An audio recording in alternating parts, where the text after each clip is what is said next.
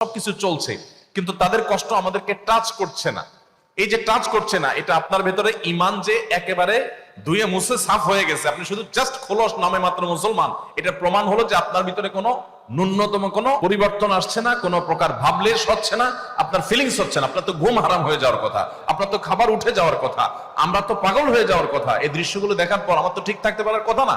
শয়তান আমাদেরকে বলে তোমার কি করার আছে, তুমি একটা সামান্য, একে তো বাংলাদেশের মতো একটা ছোট্ট দুর্বল দেশ, আবার সে দেশের একজন অতি সাধারণ একজন নাগরিক, একজন নগণ্য মানুষ, তুমি এই আন্তর্জাতিক সমস্যার সমাধান করার মতো ক্ষমতা তো তোমার হাতে নাই, তোমার কি করার আছে? কি বলেছে? আপনার কিছু করার নাই। আপনার যে কত কিছু করার আছে সেটা আপনি নিজেও ভাবেন নাই। আমরা খুব দ্রুততার সাথে ভুলে যাই, আমরা কাউকে মাথা তুলতেও দেরি করি না, আবার মাথা থেকে আছাড় দিতেও আমরা দেরি করি। ফিলিস্তিনের মুসলিম ভাই বোনরা মানব ইতিহাসে বর্বরতম একটা অত্যাচার এবং নিষ্ঠুরতার মধ্য দিয়ে তাদের দিনাতিপাত করছেন। সেখানে মানুষ লতা পাতা খেয়ে কোনো মতে জীবন ধারণ করতে হচ্ছে, ঘাস খেয়ে বাচ্চারা বেঁচে থাকতে হচ্ছে। বাচ্চা আছে, বাচ্চার বাবা মা কেউ বেঁচে নেই, এরকম ঘরে ঘরে। এমনকি অনেক বাচ্চা থাকার ঘরটুকু পর্যন্ত অভিশপ্তরা বোমা মেরে সেটাকে মাটির সাথে মিশিয়ে দিয়েছে। ক্ষুধার তাড়নায় মানুষ যখন দিক বিদিক ছুটোছুটি করছে, বাহির থেকে কোনো খাবার সেখানে ঢুকতে দেওয়া হচ্ছে না। ত্রাণ দেওয়ার জন্য সারা পৃথিবী উন্মুখ হয়ে আছে, কিন্তু সেই ত্রাণ পর্যন্ত ভেতরে ঢুকতে দেওয়া হচ্ছে না। একটা ত্রাণের গাড়ি কোনো মতে ভেতরে ঢুকেছে, সেখানে যখন ক্ষুধার্ত মানুষেরা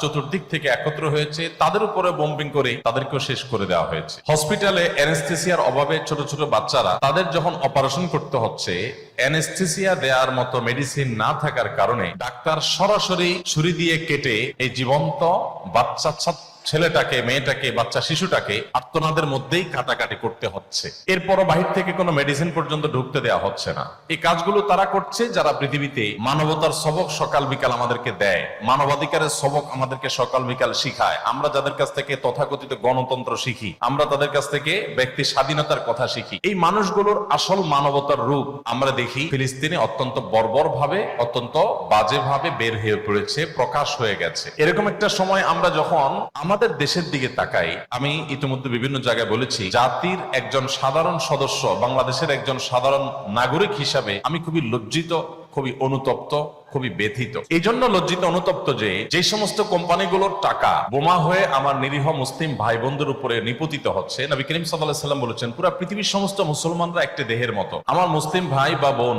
তিনি আফ্রিকায় থাকুন কিংবা আমেরিকায়, ইউরোপে থাকুন কিংবা এশিয়ায়, যেখানেই থাকুন না কেন, তার কষ্টে আমি কষ্ট অনুভব করব, এটা আমার ইমানের দাবি। আর যদি কষ্ট অনুভব না হয়, তাহলে বুঝতে হবে আমার ভিতরে ইমানের কোনো ছিটে ফোটাই নাই। এরকম একটা কঠিন পরিস্থিতিতে আমরা দেখেছি যে পশ্চিমা পৃথিবীতে তারা পর্যন্ত, যে দেশগুলোর সরকার এবং রাষ্ট্রযন্ত্র ইহুদিদের এই বর্বর হামলাকে নানাভাবে সমর্থন করছে, সেই দেশগুলোর অনেক নাগরিকরা তাদের বিবেকের তাড়নায় তাড়িত হয়ে যে সমস্ত কোম্পানি তাদের বিভিন্ন পণ্য বেচা টাকা এটা ইহুদিদেরকে প্যাট্রোনাইজ করছে, এই শিশু হত্যার জন্য, নারী হত্যার জন্য, এই নিধন যজ্ঞের জন্য সাধারণ মানুষ নিজেদের দায়িত্বে স্বতঃস্ফূর্ত ভাবে নিজ বিবেকের তাড়নায় তাদের পণ্যগুলোকে বয়কট করছে। আমি মালয়েশিয়াতে দেখেছি, থাইল্যান্ডে দেখেছি, জাপানে দেখেছি যে এই বর্বরচিত হামলার পর রিসেন্ট আমার এই দেশগুলোতে যাওয়ার সুযোগ হয়েছে। আমি দেখেছি যে তাদের রেস্টুরেন্টগুলোতে, ইহুদি রেস্টুরেন্টগুলোতে, ইহুদি কোম্পানিগুলোতে রীতিমতো মাসি মার। টার্কির এক ভাই কদিন আগে আমার অফিসে আসছেন, তিনি বললেন, ভাই, ম্যাকডোনাল্ডস এর মতো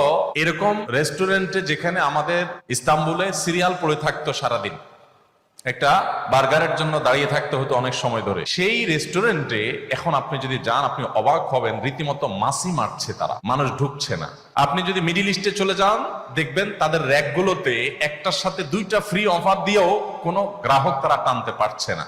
এটা যে কত বড় একটা ইফেক্টিভ কাজ ছিল, সেটা আমরা দেখেছি। এই কোম্পানিগুলো যখন একের পর এক তাদের অবস্থান ক্লিয়ার করা শুরু করার জন্য ইনিয়ে বিনিয়ে তারা নিজেদের অবস্থানকে পরিবর্তন করার চেষ্টা করছে, যে না, আমরা এটার সাথে নাই, আমরা সমর্থন করি ফিলিস্তিনকে। অন্তত তাদের মুখ দিয়ে এই যে কথাটা বলানো গেছে, এটা একটা বড় সাফল্য। আমরা যখন ফিলিস্তিনের মানুষদের এই দুরবস্থা দেখতে পাই, বিভিন্ন ভিডিও দেখতে পাই, এগুলো দেখার মতো না, এত নির্মম। আমরা আমাদের ছেলে মেয়ে নিয়ে ঘুমাচ্ছি, আমরা খুব আরামে খাচ্ছি, আমরা ফুর্তি করছি, আমাদের সবকিছু চলছে, কিন্তু তাদের কষ্ট আমাদেরকে টাচ করছে না। এই যে টাচ করছে না, এটা আপনার ভেতরে ইমান যে একেবারে ধুয়ে মুছে সাফ হয়ে গেছে, আপনি শুধু জাস্ট খোলস নামে মাত্র মুসলমান, এটা প্রমাণ হলো যে আপনার ভিতরে কোনো ন্যূনতম কোনো পরিবর্তন আসছে না, কোনো প্রকার ভাবলেশ হচ্ছে না, আপনার ফিলিংস হচ্ছে না। আপনার তো ঘুম হারাম হয়ে যাওয়ার কথা, আপনার তো খাবার উঠে যাওয়ার কথা, আমরা তো পাগল হয়ে যাওয়ার কথা। এই দৃশ্যগুলো দেখার পর আমার তো ঠিক থাকতে পারার কথা না। ইমানের দাবির কারণে তো আপনার ভিতরে একটা অস্থিরতা কাজ করার কথা, ব্যাকুলতা সৃষ্টি হওয়ার কথা, কিন্তু সেটা হচ্ছে না। ভাইরা আমার, আমাদেরকে শয়তান একটা প্রবোধ দেয়। এই ভিডিওগুলো আমরা দেখি ফেসবুক, ইউটিউব, আর স্কিপ করে চলে যাই, উপরের দিকে টেনে আমরা স্ক্রল করে চলে যাই। শয়তান আমাদেরকে বলে, তোমার কি করার আছে, তুমি একটা সামান্য, একে তো বাংলাদেশের মতো একটা ছোট্ট দুর্বল দেশ, আবার সে দেশের একজন অতি সাধারণ একজন নাগরিক, একজন নগণ্য মানুষ, তুমি এই আন্তর্জাতিক সমস্যার সমাধান করার মতো ক্ষমতা তো তোমার হাতে নাই, তোমার কি করার আছে? সো তুমি একটু আল্লাহর কাছে দোয়া করো, বাস। আমি একটু দোয়া করে ওটাকে স্কিপ করে আর একটা ঝাঁকানাকা কোনো ভিডিওতে আমি ডুবে যাচ্ছি। এই না আমাদের অবস্থা? আসলে কি তাই? আমি তো তা মনে করি না। এটা শয়তান আপনাকে মিথ্যা কথা বলে, আপনাকে মিথ্যা সান্ত্বনা দেয়। শয়তান বলে তোমার কিছু করার নেই। কে বলেছে আপনার কিছু করার নেই? আপনার যে কত কিছু করার আছে সেটা আপনি নিজেও ভাবেন নাই। আল্লাহ তাআলা আপনাকে জিজ্ঞাসা করবেন না তুমি সেখানে সামরিক শক্তি কেন পাঠাও না, কারণ সামরিক শক্তি আপনার হাতে নাই। আল্লাহ আপনাকে এটা জিজ্ঞেস করবেন না। আল্লাহ আপনাকে বলবেন না তুমি মানবিক সহায়তা নিয়ে শত শত হাজার হাজার টন কেন খাবার পাঠাও নাই সেখানে, কারণ এই ক্ষমতা আপনার হাতে নাই। আল্লাহ এটা জিজ্ঞেস করবেন না। আল্লাহ জিজ্ঞাসা করবেন তোমার হাতে একটা ইহুদি পণ্য তোমার বাসায়, তোমার টয়লেটে, তোমার বেডরুমে, তোমার প্রত্যেকটা জায়গা, কখনো সাবানের নামে, কখনো শ্যাম্পুর নামে, কখনো লোশনের নামে, কখনো চকলেটের নামে, কখনো ড্রিঙ্কসের নামে, কখনো রেস্টুরেন্টের ফাস্টফুডের নামে, তোমার বাসার প্রতিটা কক্ষে কক্ষে, প্রতিটা টয়লেটে তাদের পণ্যগুলো শোভা পেয়েছে। এই পণ্য বেচা টাকা দিয়ে তারা বোমা হামলা করে মানুষ মেরেছে। তুমি শুধুমাত্র তাদের প্রতি সিম্পেথি দেখাতে পারতে, সেটা তো দূরের কথা, উল্টো বরং তুমি সেই বোমা হামলার সঙ্গে জড়িত। তুমি জেনে হোক আর না জেনে হোক, তুমি বুঝে হোক আর না বুঝে হোক, তুমি কিন্তু সেই বোমা হামলার সাথে জড়িত। প্রতিদিন তুমি চাঁদা দিচ্ছ ফিলিস্তিনের মানুষকে হত্যা করবার জন্য। আল্লাহ এই কথা বলবেন? এই কথা বলার যথেষ্ট সুযোগ আছে? প্রতিদিন আপনি চাঁদা দিচ্ছেন। আমি একটা পেস্ট কিনতেছি না, আমি একটা বোমা হামলার জন্য টাকা ইনভেস্ট করছি বা চাঁদা দিচ্ছি। প্রতিদিন বাংলাদেশের প্রত্যেকটা মানুষের কাছ থেকে, প্রতিটা মানুষের ঘর থেকে ওরা চাঁদা তুলে নিয়ে যাচ্ছে। আপনি মনে করছেন মুদি দোকানে গিয়ে আমি মালামাল কিনে আনছি। আল্লাহর কসম করে বলছি এটা মালামাল কিনা না। এটা আপনি দেখছেন মালামাল কিনা, আমি এটাকে মালামাল কিনা দেখছি না। আপনি দেখছেন আপনি পেপসি বা কোকা কোলা বা সফট ড্রিঙ্কস এদের যেগুলো আছে সেগুলো আপনি ডক ডক করে গিলছেন। আমি দেখছি সেগুলা লাল কালারের ওই পেপসি না, এগুলো হলো ফিলিস্তিনের মানুষের রক্ত। আপনি দেখছেন সেগুলো হয়তো কোক, আমি দেখছি সেগুলো রক্ত।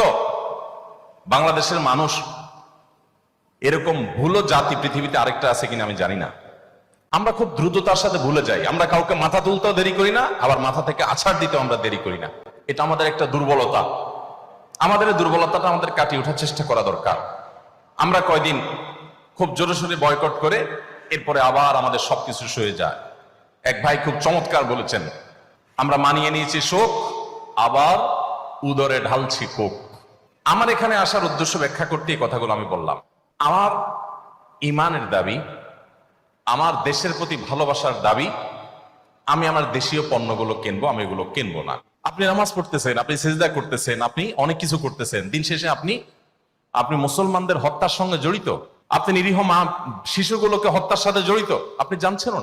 আমরা মুসলমানরা যদি শুধুমাত্র তাদের পণ্যগুলো বয়কটটা যদি যথাযথভাবে করতে পারি, তাহলে তারা অন্তত 50% এমনিতেই সাইজ হয়ে যাবে, এমনিতেই সাইজ হয়ে যাবে, এমনি সোজা হয়ে যাবে, যদি আপনি তাদের পণ্যগুলো বয়কটটা যথাযথভাবে করতে পারেন। আমি যে বলেছিলাম একটা কথা, বাংলাদেশী হিসেবে আমি লজ্জিত, অনুতপ্ত। সেটা এই জন্য বলেছি যে গোটা পৃথিবীতে যেখানে বয়কট করে তাদের ব্যবসা লাঠে উঠায় দিয়েছে, আমার এই স্বদেশ এটা নাকি দ্বিতীয় বা তৃতীয়